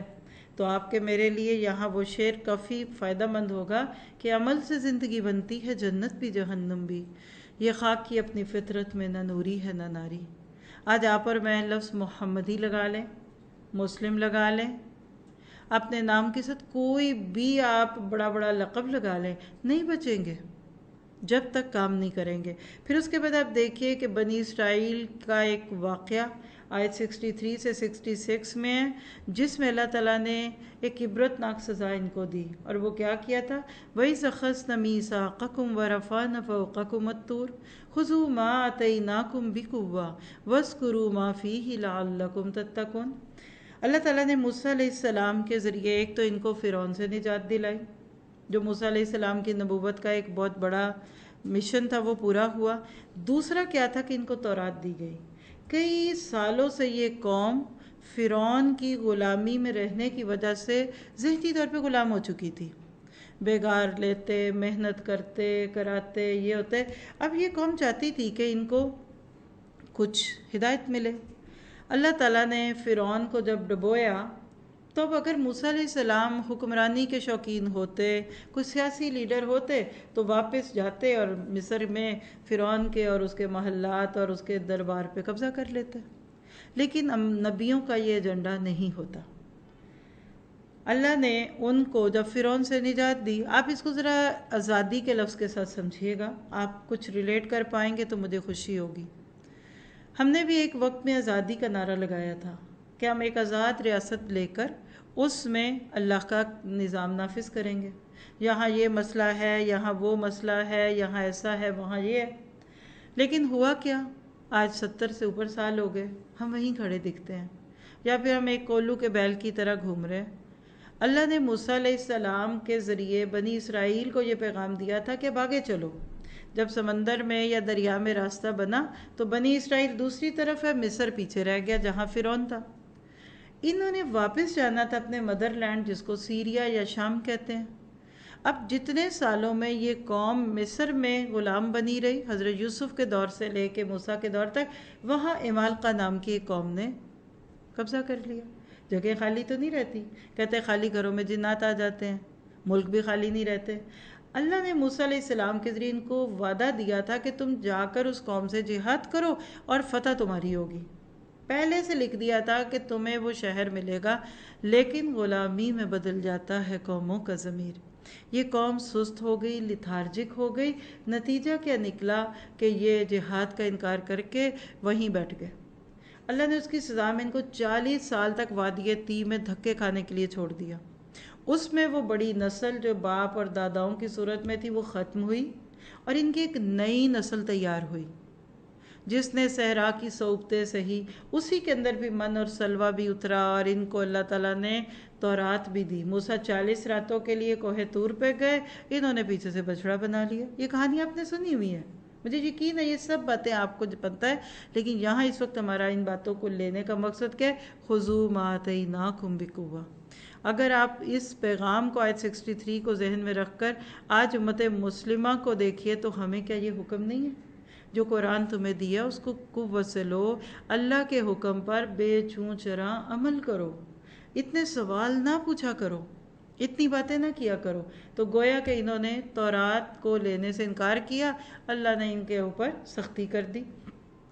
پھر اس کے بعد آگے واقعہ آتا ہے آیت نمبر 67 سے 72 تک، گائے کا واقعہ، جس کی بنیاد پہ اس سورت کو سورت بقرہ بھی کہتے ہیں۔ وَإِذْ قَالَ مُوسَىٰ لِقَوْمِهِ إِنَّ اللَّهَ يَأْمُرُكُمْ أَن تَذْبَحُوا بَقَرَةً، اور جب موسیٰ علیہ السلام نے اپنی قوم سے کہا کہ بے شک اللہ تم کو حکم دیتا ہے کہ تم ایک گائے ذبح کرو۔ قَالُوا أَتَتَّخِذُنَا هُزُوًا، کہنے لگے کہ آپ ہم سے مذاق کرتے ہیں۔ قَالَ أَعُوذُ بِاللَّهِ أَنْ أَكُونَ مِنَ الْجَاهِلِينَ، کہنے لگے میں اللہ کی پناہ میں آتا ہوں اس بات سے کہ میں جاہل بنوں۔ ایک تو سورۃ فاتحہ کے بعد ترتیب کے اعتبار سے یہ پہلی دعا ہے، آج بھی اس دعا کو مانگیے۔ موسیٰ علیہ السلام نے جہالت سے پناہ مانگی تھی۔ اب ہوا کیا، ذرا سا اس واقعے کو سمجھیے کیونکہ اس کے نام پہ سورت ہے۔ اللہ سبحانہ تعالیٰ نے اس واقعے کو یہاں بیچ میں کیوں رکھا؟ بالکل پارے کا مٹ بن جاتا ہے اور اس کے ارد گرد اللہ نے یہ بات رکھ دی۔ 3 وجوہات اس کی آپ نوٹ کر سکتے ہیں۔ نمبر 1، مصریوں میں رہتے ہوئے، یعنی مشرک تھے نا، مصری پیگنز تھے، وہ گائے کی پوجا کرتے تھے، کاؤ ورشپ۔ بنی اسرائیل جو اس دور کے مسلمان تھے، ان کے دلوں میں بھی گائے کا تقدس آ چکا تھا، اللہ تعالیٰ یہ توڑنا چاہتے تھے۔ دوسری وجہ یہ تھی کہ وقت کے ساتھ ساتھ ان کے اندر سے مرنے کے بعد دوبارہ اٹھایا جانا، یہ تصور ختم ہو گیا تھا، اللہ تعالیٰ ان کا یہ توڑنا چاہتے تھے۔ اور تیسری وجہ یہ بھی تھی کہ ایک واقعی قتل ہو گیا، اللہ نے اسباب کے پردے میں چیزیں رکھی۔ موسیٰ علیہ السلام کو وحی ملی کہ ان سے کہو کہ کوئی بھی گائے ذبح کرے اور مقتول کے جسم پہ جا کر اس کا گوشت لگائے، اللہ کی رحمت سے ایک معجزہ ہوگا، وہ مردہ اٹھے گا، اپنے قاتل کا نام بتائے گا اور ان کو ایک تو قاتل کا پتہ چل جائے گا، دوسرا مرنے کے بعد دوبارہ اٹھنے پر یقین آئے گا، اور تیسری کہ جب گائے اپنے ہاتھ سے ذبح کریں گے تو ان کے دل سے گائے کا تقدس نکل جائے گا۔ اب یہ کرنا نہیں چاہتے تھے کیونکہ گائے ان کے لیے تو خدا تھی، یہ تو اس کو ہاتھ نہ لگائیں۔ اتنے سوال جواب انہوں نے کیے، اتنی کہانیاں انہوں نے اس میں پیش کر دی کہ بالآخر بھاری قیمت پہ گائے لے کر ذبح کی اور اس کے بعد پھر اس کو ذبح کیا، اور وہ سب ہو گیا جو ہونا تھا۔ اللہ نے اس واقعے کو سورۃ بقرہ میں کیوں رکھا جو آج میرے اور آپ کے لیے، کہ جو قوم اللہ کے ایک سیدھے سادے حکم کو سن کر آگے سے اس کے اوپر بحث کرتی ہے، حلال ہے، حرام ہے، اس کے اندر کیا کون کہتا ہے، میں کروں نہ کروں، تو اللہ کو اس پہ غصہ آتا ہے۔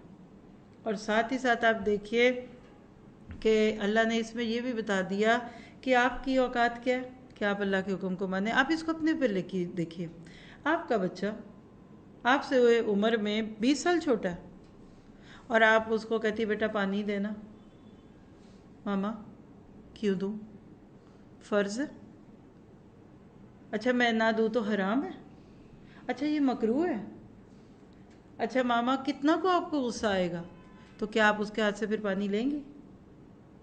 اور اگر کہ پانی لاؤ کیسے لاؤں، کس گلاس میں لاؤں، سٹیل کا، شیشے کا، ٹھنڈا لاؤں گرم لاؤں؟ آپ چھوٹے بھائی کو کیوں نہیں کہتی، مجھے کیوں کہتی ہیں؟ تو آپ کہیں گے تم رہنے دو، مجھے نہیں چاہیے۔ ایاک نعبد و ایاک نستعین، دن میں 17 بار کہنے والے کا صرف ایک ہی مقام ہے کہ جب اللہ کچھ کہے جی اللہ۔ وَإِذْ قَالَ لَهُ رَبُّهُ أَسْلِمْ قَالَ أَسْلَمْتُ لِرَبِّ الْعَالَمِينَ۔ تو لہٰذا اس گائے کے واقعے میں ہم سب کے لیے آج بینگ اے مسلم بہت سارے سبق ہیں۔ سیدھی سیدھی بات سنو اور عمل کر دو۔ آج بھی ہم نے دین کو بہت بوجھل بنا دیا، کبھی کسی کے فتاویٰ کی روشنی میں، کبھی کسی کے کچھ اور نظریات کی روشنی میں. سیدھا سا دین ہے ہمارا، آسانیوں کے ساتھ چلتا ہے. لیکن یاد رکھیے کہ یہود پہ جو اللہ کا غصہ ہے نا، وہ ان کے علماء کی وجہ سے. اس لیے اب اگلی آیات میں، آیت 75 سے 82 میں دیکھیں تو بنی اسرائیل کے عوام جن کو امیین کہا جا رہا ہے اور ان کے علماء کے جرائم پیش کیے جا رہے ہیں. آیت نمبر 75 میں آتا ہے افتطمعون ان یؤمنوا لکم، کیا تمہیں یہ طمع ہے کہ یہ تم پر ایمان لے آئیں گے؟ وقد کان فریق منہم یسمعون کلام اللہ، ان میں سے ایک گروہ تو ایسا تھا جو اللہ کا کلام سنتا تھا. ثم یحرفونہ من بعد ما عقلوہ، پھر وہ اس کو بدلتا تھا، اس میں تحریف کر دیتا تھا اس کو سمجھنے کے بعد. وہم یعلمون، اور انجانے میں نہیں کرتے تھے بلکہ جانتے بوجھتے یہ کام کرتے تھے. اور اوپر ان کے علماء کی خوش فہمی کیا تھی؟ وَقَالُوا لَن تَمَسَّنَا النَّارُ إِلَّا أَيَّامًا مَّعْدُودَةً، کہتے تھے ہمیں نہیں آگ چنی، ہاں اگر ہم آگ میں گئے بھی نا تو گنتی کے چند دن. کوئی کہتا ہفتے میں 7 دن جائیں گے آگ میں، ہر ہفتے کے دن ایک دن، ہر اتوار پیر منگل، یعنی پورے ہفتے کا ایک ایک دن کمپنسیٹ کر دے گا ہمارے آگ میں جانے کے جرائم کو پوری زندگی کے. کوئی کہتا 40 دن بچڑے کی پوجا کی تھی تو اس کے لیے. اللہ تعالیٰ کہتے ہیں نجات کے لیے تمہاری تمنائیں کافی نہیں ہیں. مذہبی طبقے میں جب یہ خرابی ہو جائے کہ وہ لوگوں کو خوش کرنے کے لیے اللہ کے احکامات کو بدل دے، کبھی ڈائلیوٹ کر دے، کبھی اسٹرانگ کر دے، تو یاد رکھیے کہ وہاں عوام پھر ان پڑھ رہ جاتی ہے. آج بھی آپ دیکھیے کہ ایک چیز جس سے آپ شاید ریلیٹ کر سکیں، یہود میں ایک ایسا دور بھی گزرا کہ دین پر ان کے علماء کی منوپلی ہو گئی. تورات کو اپنے گھروں میں رکھنا جرم تھا. ایک عام شخص جس کو آپ لے مین کہہ سکتے ہیں، ہم جیسا، اس کے گھر میں تورات نکل آئے جرم تھا. تورات کا نسخہ بادشاہ کے پاس، اس کے پادری جو قریب بیٹھے تھے ان کے پاس ہوتا تھا. جب بھی کوئی معاملہ دیکھنا ہوتا اس پادری کے ذریعے دیکھا جاتا. اب جب ایک آدھ بندے کے پاس یہ اتھارٹی تھی نا تو کچھ لوگ رشوت دے کر جا کر آیات کو چینج کرا لیتے. عام لوگوں تک تو قرآن پہنچا ہی نہیں. اور یہ بات کہتے ہوئے اگر آپ میرے دل کی کیفیت محسوس کریں نا تو آپ اس درد کو محسوس کیجئے. اس وقت جس جنریشن سے آپ اور میں گزر رہے ہیں نا، اس سے اوپر والی جنریشن کو لے لیں. آج امت مسلمہ کے ساتھ بھی یہی ہوا کہ آج کچھ لوگ یہ نہیں کہتے کہ قرآن عام لوگ نہیں پڑھ سکتے اور عورت تو بالکل نہیں پڑھ سکتی. جی یہ تو پڑھنے کے لیے پہلے اتنے علوم سیکھنے پڑتے ہیں، اس کو پڑھنے کے لیے تو 8-10 سال کا کورس کرنا پڑتا ہے. مجھے یہ بتائیے کہ ایک بدو نبی کے دور میں کلمہ پڑھنے کے بعد پوچھتا اللہ کے نبی میں کیا کروں کہ میں جنت میں چلا جاؤں، اور آپ اس کو 3-4 بیسک چیزیں بتاتے ہیں اور وہ جاتے جاتے کہتا ہے نہ میں اسے کم کروں گا نہ زیادہ کروں گا. اور وہ جب اٹھ کے جاتا ہے تو اللہ کے نبی فرماتے ہیں تم میں سے جس نے جنتی کو دیکھنا ہے اس کو دیکھ لے. وہ نبی جو خود امی تھے، 40 سال کی عمر میں وحی آتی ہے، اس سے پہلے فطرت کی روشنی میں عمل کرتے تھے. جب وہ جنت میں جانے کو اتنا آسان سمجھائیں تو آج ہمارے لیے دین کی مشکل ہے. آج ہمارے لیے، ہمارے بچوں کے لیے دین اتنا بوجھل کیوں ہے؟ اس کی وجہ یہ کمیاں بیشیاں ہیں. یہ کتاب پانی کی طرح عام کیجیے. آکسیجن کی ضرورت صرف شہر کے بڑے بڑے لوگوں کو نہیں ہوتی، چھوٹے سے بڑے ہر انسان کو آکسیجن کی ضرورت ہے. اس قرآن کے پانی کو روٹس میں ڈال دیجیے. آج ہمارا بھی یہی گول ہے. اور اگر آپ لفظ نور القرآن پوچھیں نا کہ کون ہے، ایک نام ہے جس کے ساتھ آپ کو پہچان اگر ہوتی ہے تو نور القرآن کا مقصد بھی ہے کہ enlighten the hearts with the Noor of القرآن. کوئی فقہ نہیں ہے، کوئی مسلک نہیں ہے، کوئی فرقہ نہیں ہے، کوئی جماعت نہیں ہے. یہ ایک تحریک ہے، ایک موومنٹ ہے کہ بچوں سے لے کے بوڑھوں، عورتوں سے لے کے مردوں، ینگ اور چھوٹے بڑوں، سب تک قرآن پہنچ جائے. سادہ سادہ اس کا ٹیکسٹ آپ کو پڑھاتے ہیں، آپ کو لفظی ترجمہ سکھایا جاتا ہے تاکہ آپ 1-1.5 سال کے اندر خود قرآن کو پڑھ کے دیکھ لیجئے تاکہ آج بھی امت مسلمہ کا یہ جمود ٹوٹے. پھر آپ دیکھیے کہ آج ہمارے پاس بھی ایسی کئی چیزیں آپ کو ملتی ہیں. اس دروازے سے گزر جاؤ تو تم جنتی ہو، یہ پانی پی لو تو یہ ہو جائے گا، اس کا پلو تھام لو. یہ ساری باتیں ایک جملے پہ ختم کر دیجئے، نجات کے لیے تمنائیں کافی نہیں ہیں. عمل سے زندگی بنتی ہے، خواہشوں سے نہیں، ورنہ تو سب جنت میں چلے جائیں. آرزوؤں سے جنت ملتی تو سب کو ملتی. کون سی ماں ہے جو اپنے بیٹے کی جنت کی دعا نہیں کرتی؟ کون سی بہن ہے جو اپنے بھائی کے جنت میں جانے کی دعا نہیں کرتی؟ سب کرتے ہیں. تو صرف دعاؤں سے نہیں ہوتا جب تک آپ کے اندر طلب نہ آ جائے. پھر اس کے بعد تھوڑا سا آگے جب بڑھتے ہیں نا تو آیت 83 84 میں بنی اسرائیل کی اللہ تعالیٰ سے عہد اور اس کے عہد شکنی کی بات ہے. آپ نے شروع سے بات سنی ہوگی 10 کمانڈمنٹس، احکام 10. یہ جو آیت اس وقت آپ کے سامنے ہے نا، یہ اصل میں تورات کا پیغام ہے. امہات الشریعہ بھی کہتے ہیں، بیسکس آف دی شریعہ جو کبھی نہیں بدلے. اور اس میں آپ دیکھیے ترتیب سے دیکھیں گے نا تو لا تعبدون الا اللہ، حقوق اللہ میں اللہ کا حق، اور حقوق العباد میں وبالوالدین احسانا. آپ اس پوری آیت کا ترجمہ پڑھ کر دیکھیں گے تو آپ کو وہ بیسک چیزیں جو ہر دور میں ایتھکس کے نام پر بھی رہیں اور اللہ کے حق کے ساتھ، اللہ نے بنی اسرائیل کو تورات میں یہ احکامات دیے، آج امت مسلمہ کو بھی دیے ہیں.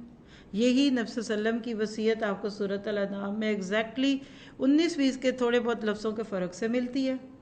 لیکن پھر یہ قومیں جن کو اللہ نے اتنا خوبصورت پیغام دیا وہ رسوا کیوں ہوئی؟ اس رسوائی کی وجہ آپ کو آیت 85 سے 86 میں دکھے گی، اور وہ ہے شریعت پر جزوی عمل، پارشل اطاعت. افتؤمنون ببعض الکتاب وتکفرون ببعض، کیا پس تم کتاب کے بعض حصے پہ تو عمل کرتے ہو اور بعض کو چھوڑ دیتے ہو؟ اور اگر کوئی ایسا کرے گا فما جزاء من یفعل ذلک منکم الا خزی فی الحیاۃ الدنیا ویوم القیامۃ یردون الی شد العذاب. اگر آپ کو آج اس آیت کو اس آئینے میں دیکھ کر امت مسلمہ کی موجودہ حالت نظر آ جائے تو مقصد حاصل ہو گیا. یہ ہے آج امت مسلمہ کے زوال کی بہت بڑی وجہ، اور وہ کیا ہے کہ ہم پورے دین پر نہیں ادھورے دین پہ عمل کرتے ہیں. آپ دیکھیے جو بات اچھی لگی وہ مان لی، جو اچھی نہ لگی وہ چھوڑ دی. نماز پڑھتے ہوئے تو قبلے کو انچز ٹیپ کے ساتھ ناپتے ہو. تمہارا نماز کا قبلہ کوئی 19 سے 20 پہ ہو جائے تو آپ فتوے دے دیتے ہیں کہ نماز نہیں ہوئی، پلٹا دو، یہ نہ کرو وہ. اور شادیوں کے قبلے کدھر ہیں؟ تجارت کا قبلہ کیا ہے؟ بچوں کی تربیت کا قبلہ کدھر ہے؟ آج ہم نماز، روزہ، حج، زکوٰۃ کا لفظ تو بہت بولتے ہیں، لیکن حلال حرام کا فرق کدھر ہے؟ تو لہٰذا جو قوم، چاہے وہ کل یہود تھے اور آج مسلمان ہیں، اللہ کی پوری بات پہ عمل نہیں کریں گے بلکہ کچھ پہ کریں گے کچھ پہ نہیں کریں گے، تو اللہ تعالیٰ کی طرف سے ان کو یہی سزا ملے گی کہ غیر قومیں ان پہ مسلط ہو جائیں گی، اور وہ اللہ کے نبی کی قوم ہونے کے باوجود ذلت میں ہوگی. آج تاریخ کو چھوڑ دیجئے، آج آپ کو پوری دنیا کے گلوب پہ یہ آیت لکھی ہوئی دکھ رہی ہے. تو ضرورت ہے کہ ہم سب بیک ٹو بیسک آتے ہوئے اس پورے قرآن کو پڑھیں اور اس پہ عمل لیں. پھر اس کے بعد اگر آپ آیت 87 سے 93 تک، یعنی آیت 87 سے 93 کو دیکھیں تو اس میں بنی اسرائیل کا نبی صلی اللہ علیہ وسلم سے حسد دکھتا ہے، جس کی وجہ سے یہ مدینہ میں آپ کے اوپر ایمان نہیں لائے تھے، اور آج وہی چیز امت مسلمہ کے ساتھ دشمنی کی صورت میں دکھتی ہے. وَلَقَدْ آتَيْنَا مُوسَى الْكِتَابَ وَقَفَّيْنَا مِن بَعْدِهِ بِالرُّسُلِ وَآتَيْنَا عِيسَى ابْنَ مَرْيَمَ الْبَيِّنَاتِ وَأَيَّدْنَاهُ بِرُوحِ الْقُدُسِ، یعنی بنی اسرائیل کے آخری نبی جو تھے وہ حضرت عیسیٰ علیہ السلام تھے، اور اللہ تعالیٰ نے ان کو انیوژل طریقے سے دنیا میں پیدا کیا. یہود نے حضرت موسیٰ تک کو تو مانا لیکن حضرت عیسیٰ کو بھی نہیں مانا، اور نبی صلی اللہ علیہ وسلم کی امت کو اور آپ کو تو بالکل نہیں مانا. یعنی اس کے بیچ میں ہسٹری ہے، کیونکہ اپنی پسند کی بات کو مان لینا اور اپنی پسند سے اللہ کی بات کو چھوڑ دینا یہ بہت بڑا زوال ہے. اور اصل ساری باتوں کے پیچھے وجہ کیا تھی، جس کو آپ کہتے ہیں نا نٹ شیل، وَاشْرِبُ فِي قُلُوبِهِمُ الْعِجْلَ بِكُفْرِهِمْ، ان کے دلوں میں بچھڑے کی محبت بھری ہوئی تھی. یہ بچھڑا کیا ہے؟ اب یہاں لفظ ہے کہ ایجل، کاف ہوتا ہے نا گائے کا بچہ، اور اجلت کا لفظ اردو میں بولتے ہیں جلد بازی. اور سورت بنی اسرائیل میں دنیا کو العاجلہ کہا گیا، یعنی دنیا کی محبت. کوئی بھی ہو، چاہے وہ مال کی محبت ہو، شہرت کی محبت ہو، لیڈرشپ کی محبت ہو، اللہ نے بتا دیا کہ یہ محبت اور عقیدت پانی کی طرح ان کے دلوں میں پلا دی گئی تھی۔ یعنی جب مذہبی طبقے میں دنیا کی محبت آ جاتی ہے تو وہ پورا پیغام دینے کی بجائے پک اینڈ چوز لوگوں کو سکھا دیتے ہیں، اور نتیجہ کیا ہوتا ہے کہ وہ اس پیغام سے بہت دور ہو جاتے ہیں۔ پھر اس کے بعد آیت نمبر 94 سے 96 کو اگر آپ دیکھیں نا تو ان کو ایک چیلنج کیا گیا۔ یہ کہتے تھے ہم اللہ کے پیارے ہیں، مرتے ہی سیدھے جنت میں چلے جائیں گے۔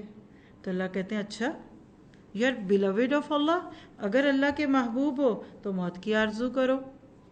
اور ساتھ ہی بتا دیا قُلْ إِنْ كَانَتْ لَكُمُ الدَّارُ الْآخِرَةُ عِنْدَ اللَّهِ خَالِصَةً مِنْ دُونِ النَّاسِ فَتَمَنَّوُا الْمَوْتَ إِنْ كُنْتُمْ صَادِقِينَ۔ لیکن اگر ایک شخص کہتا ہے کہ مرتے ہی مجھے جنت مل جانی ہے تو اس کو کیا کہا جائے گا کہ دنیا میں تو تمہیں بہت تکلیفیں آ رہی ہیں، اتنی تمہاری درگت بن رہی ہے، پھر موت کی تمنا کرو۔ لیکن اصل میں ان کو موت کا خوف تھا۔ اللہ کہتا ہے یہ چاہتے ہیں کہ ہم میں سے ہر ایک ہزاروں سال جیے، کیونکہ ان کو اپنے معاملات پتہ ہے، تو جو جنت کی امید رکھتا ہے وہ موت کو ناپسند نہیں کرتا۔ ٹھیک ہے، موت کا خوف فطری ہے، لیکن مومن موت سے ڈرتا نہیں ہے۔ پھر ایک اور ان کا بہت بڑا مسئلہ تھے حضرت جبرائیل علیہ السلام، ان سے بھی ان کو بغض تھا۔ حضرت جبرائیل علیہ السلام کے ذریعے شریعت آتی تھی، کہتے تھے یہ ہم پہ مشکل احکامات لے کے آتے ہیں، بڑی مشکل تورات لے کر آئے۔ یہ تو ایسی ہے جیسے کسی شپنگ کمپنی کے آپ دشمن بن جائیں کہ یہ ہمیں بجلی کا بل دیتے ہیں اور یہ بل بہت زیادہ آیا ہے تو ہم اب اس ڈاکیے سے ہی ناراض ہیں۔ اور اسی طرح حضرت جبرائیل کے اوپر ان کا ایک اور بھی غصہ تھا کہ یہ ہم پر عذاب کی خبریں کیوں لے کے آئے۔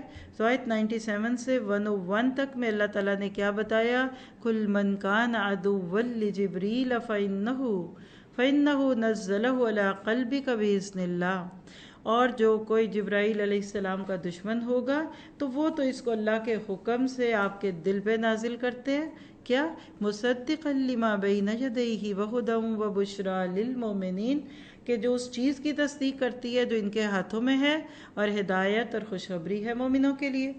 اس آیت سے ایک تو یہ پتہ چلتا ہے کہ ان کو جبرائیل سے دشمنی تھی۔ دوسری بات پتہ چلتی ہے کہ قرآن اللہ کے نبی کے دل پہ نازل ہوا، آپ بھی اپنے دل پہ اس کو نازل کیجئے۔ آپ پوری توجہ سے قرآن کو سنتے ہیں نا تو یہ آپ کو واقعی محسوس ہوتا ہے کہ آپ کے اپنے دل پہ نازل ہو رہا ہے۔ اور اس سے ایک اور بات پتہ چلتی ہے کہ قرآن ہدایت اور بشریٰ ہے ایمان والوں کے لیے، تو ہمیں اس کتاب سے محبت ہوگی۔ اللہ نے بنی اسرائیل کو اور آج ہمیں بھی اللہ کی اس کتاب کے ساتھ جوڑنے کی دعوت دی، لیکن ہوا کیا؟ بنی اسرائیل کے ایک معروف نبی تھے حضرت سلیمان علیہ السلام۔ اللہ نے ان کو انیوژل واقعات دیے، ان کے پاس پرندے آتے، وہ ان کی بولی سمجھ لیتے، پھر وہ ہواؤں میں اڑ سکتے تھے، جنات مسخر تھے۔ تو وقت کے ساتھ ساتھ ان لوگوں نے یہ بات مشہور کر دی کہ حضرت سلیمان نبی نہیں تھے بلکہ جادوگر تھے۔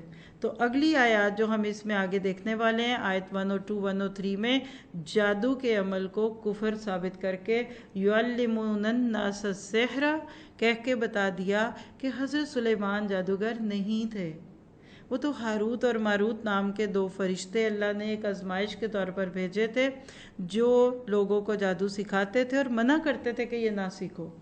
تو کیا پتہ چلتا ہے کہ جادو ایک شیطانی عمل ہے۔ اگر آپ اس وقت اپنے عمل کی بات لیں تو شیطان جادو کرواتا ہے۔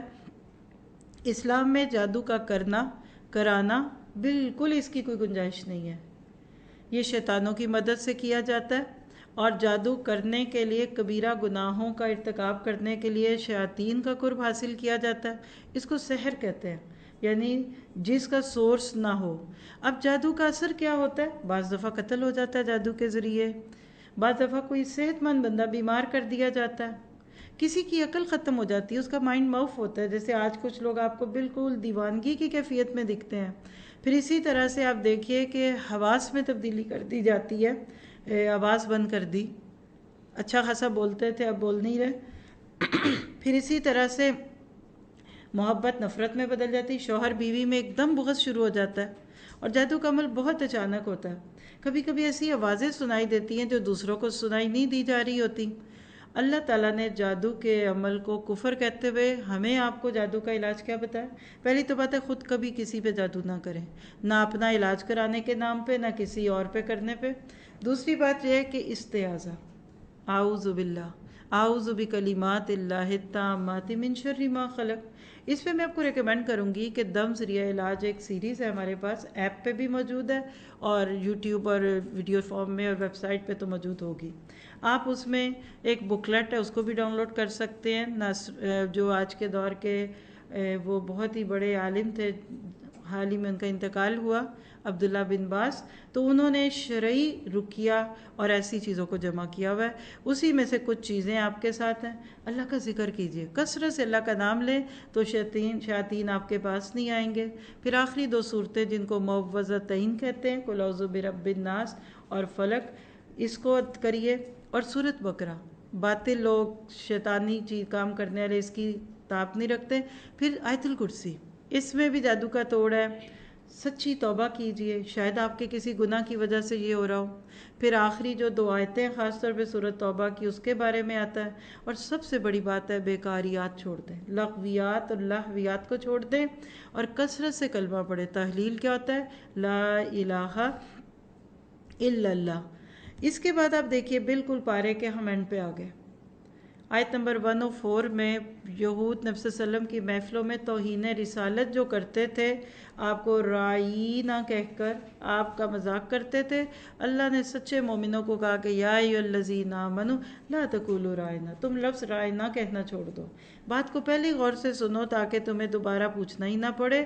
اس کی جگہ کیا کرو؟ قولوا انظرنا واسمعوا، اور غور سے سنو۔ اب اس کے بعد آپ دیکھیے کہ جب اس طرح کے جھگڑے ہوتے ہیں نا، تو اس کے بعد دین میں سے برکت چلی جاتی ہے۔ حرم کے ناطے سے مشرکین مکہ کے کچھ جرائم 114 سے 118 میں ہیں۔ وَمَنْ أَسْلَمَ مِمَّن مَنَعَ مَسَاجِدَ اللَّهِ، یعنی مسجدوں کو برباد کرتی ہیں چیزیں۔ فرقہ واریت کا یہ رد ہے۔ آج بھی آپ دیکھیے کہ فرقوں میں پڑھ کر مسجدیں ویران ہو رہی ہیں۔ آج ہمارے جوانوں کا دل مسجدوں میں کیوں نہیں لگتا؟ آپ کو مجھے دین کے نام پر محبتوں کو عام کرنا ہے، صحیح دین پہنچائیے اور ارد گرد کی چیزوں کو چھوڑ دیں۔ آپ کو مجھے اللہ کے نبی کی ایک سنت جو آیت 119 سے پتہ چلتی ہے، اِنَّا أَرْسَلْنَاكَ بِالْحَقِّ بَشِيرًا وَنَذِيرًا وَلَا تُسْأَلُ عَنْ أَصْحَابِ الْجَحِيمِ کی روشنی میں پتہ چلتا ہے کہ داعی کا کام حق کو پہنچانا ہے، منوانا نہیں ہے۔ اور پھر اس میں ایک آیت ہے جس میں قرآن کی تلاوت کے 5 حقوق بتائے گئے ہیں۔ یعنی اب اگر میں اینڈ پہ یہ ریپ اپ کروں کہ اب میں نے جو قرآن پڑھا ہے تو اس کے بعد ہم کیا کریں؟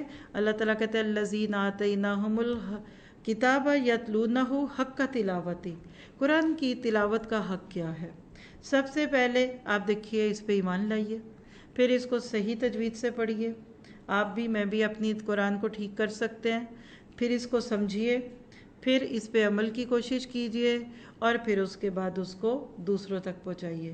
یہاں پہ آ کے آیت 122 سے 123 میں آخری دفعہ یا بنی اسرائیل اذکروا کہہ کر بنی اسرائیل سے خاتمہ کلام ہوتا ہے۔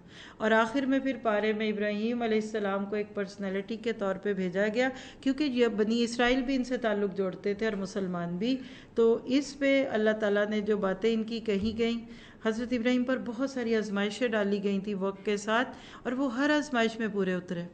یہاں لفظ امام کو ضرور دیکھیے گا، آدم کے ساتھ لفظ خلیفہ تھا اور حضرت ابراہیم کے ساتھ امام ہے۔ فرق کیا ہے کہ جب اللہ کے دین کو نافذ کریں گے تو امامت بھی ملے گی اور خلافت بھی ملے گی۔ پھر آیت 125-26 میں بیت اللہ کی عظمت ہے، جو ابراہیم اور اسماعیل نے مل کر یہ گھر بنایا تھا، اور اس کو امن کی جگہ بنا کر مقام ابراہیم کی باتیں ہیں۔ انشاءاللہ آپ ان دعاؤں سے بھی فائدہ اٹھائیں گے جو ابراہیم اور اسماعیل نے اللہ کا گھر بناتے ہوئے کی تھی کہ ربنا تقبل منا انک انت السمیع العلیم۔ اللہ سے یہ بھی مجھے آپ کو بھی دعا کرنی ہے کہ اللہ ہم سے بھی یہ قبول کرے۔